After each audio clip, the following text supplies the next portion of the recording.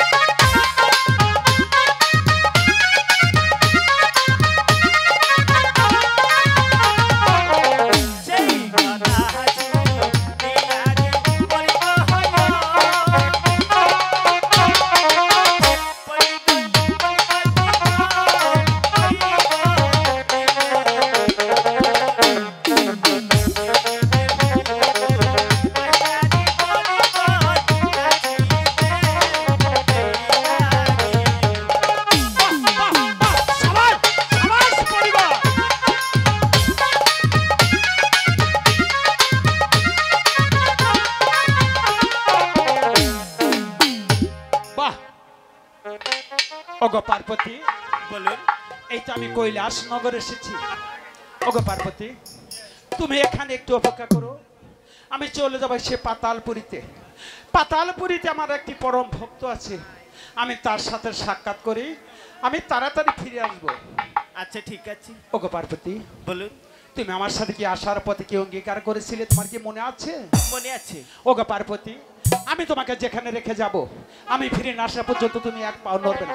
শোনা পার্বতী, আমার কথা মান্য করি, এই পৃথিবীর বুকে 18,000 মুলকুলাত, আর যদি সকলে তোমাকে ক্ষমা করে, সোহেন ভগবান যদি তোমাকে ক্ষমা করে, কিন্তু এই দেবীর দেবী মহাদেবী কোনোদিন তোমাকে ক্ষমা করবে না, কথাটা যেন মনে থাকে। শিব ঠাকুর আমাকে বলেছিল আমি ঘুমিয়ে পড়লে সে আমাকে ফাঁকি দিয়ে চলে যাবে না, সে যে আমাকে ফাঁকি দিয়ে চলে গেছে। সে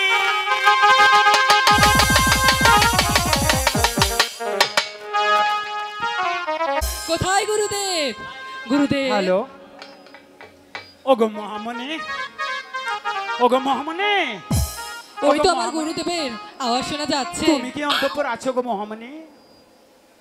আপনি এসেছেন গুরুদেব? ওগো মহামণি, ওই তো আমি বড্ড কালন্ত হয়েছি, তুমি আমার জন্য একটু জলপানের ব্যবস্থা করো, আর একটু বিশ্রামের ব্যবস্থা করো, আমি তো একটু নির্দায় চলে যাব।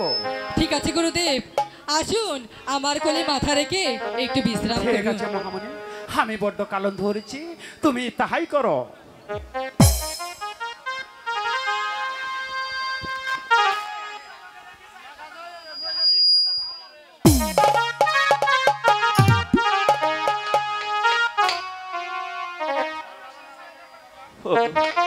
এ বাড়িতে কি আছে? আমাকে একটু জল দিন, আমার যে জল পিপাসা, বুকটা ফেটে যাচ্ছে। এ বাড়িতে কি আছে? আমাকে একটু জল দিন। একি, আমি তো কারো শব্দ পাচ্ছি না, তাহলে একই শিব ঠাকুর। খামাস পার্বতী, তুমি আমার সাথে কথা দিয়েছিলে আমি যাবতের ফিরে না আসবো, তুমি এখান থেকে এক পাও নড়বে না, কেন কেন তুমি আমার কথা অমান্য করেছো? আমার হঠাৎ করে জল পিপাসা লেগে যায়, সেই কারণে আমি জলের কারণে আমি এসে যা দেখলাম একেবারে রাধা কৃষ্ণ। ছি ছি ছি ছি ছি, মুখে না গামলাও পার্বতী, হয়তো তুমি জানো না তুমি একটি নারী হয়ে তুমি আরেকটি নারীর নামে তুমি কলঙ্ক দিতে পারো না, তুমি হয়তো জানো না সে নারী আমার কি হয়, তুমি নিজে জিজ্ঞাসা করে দেখো ওই নারী আমার কি হয়। আপনি বলুন ওই মেয়েটিকে, আপনার ওর সাথে কিসের সম্পর্ক? ওগো পার্বতী, তুমি নিজেই জিজ্ঞাসা করে নাও ওই নারী আমার কি সম্বন্ধে কি হয়, তুমি নিজেই জিজ্ঞাসা করো। এই মেয়ে, তোমার নাম কি আর কি পরিচয়? মা, মাগো। মা? হ্যাঁ মা, আমি যে ওই গুরুদেবের পরম ভক্ত মহামণি। তুমি সেই মহামণি? হ্যাঁ মা, আমি সেই মহামণি। না জেনে না শুনে আমি যে তোমাকে অপবাদ দিয়েছি, তুমি আমাকে ক্ষমা করে দাও।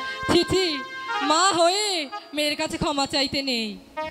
ওই ওই গুরুদেব যদি ক্ষমা করে দেয় তাহলে আপনাকে ক্ষমা করে দিয়েছি। ওগো স্বামী, ওগো পার্বতী, আপনি আমাকে ক্ষমা করে দিন। যদি কন্যায় তোমাকে ক্ষমা করে দিয়ে থাকে তাহলে আমি ঈশ্বরকে দিব্যি করে বললাম আমি তোমাকে ক্ষমা করে দিলাম, কিন্তু চলার পথে তুমি এ ধরনের ভুল আর কখনো করবে না। ঠিক আছে, আপনি যা বলবেন আমি তাই শুনবো। ওগো মহামণি, বলুন গুরুদেব।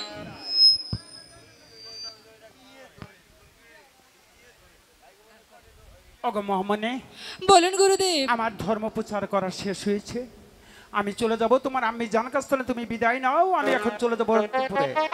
ঠিক আছে, আমি তাই নিচ্ছি। মা মহামণি, তুমি বলো মা। গুরুদেবের বাণী তুমি নগর মাঝে পৌঁছিয়ে দিও, ঠিক আছে? ঠিক আছে মা, আমি তাই দেব। আচ্ছা, বিদায় গুরুদেব, বিদায় মা, বিদায়। আশীর্বাদ মহামণি, আশীর্বাদ। ওগো পার্বতী, বলুন। ওই তো আমার ধর্ম প্রচার করা শেষ হয়েছে, তুমি আমার পুষ্প রথে সোয়ার হও, আমি চলে যাব আমার পঞ্চপুর শহরে। ওরা যায় ওহ কি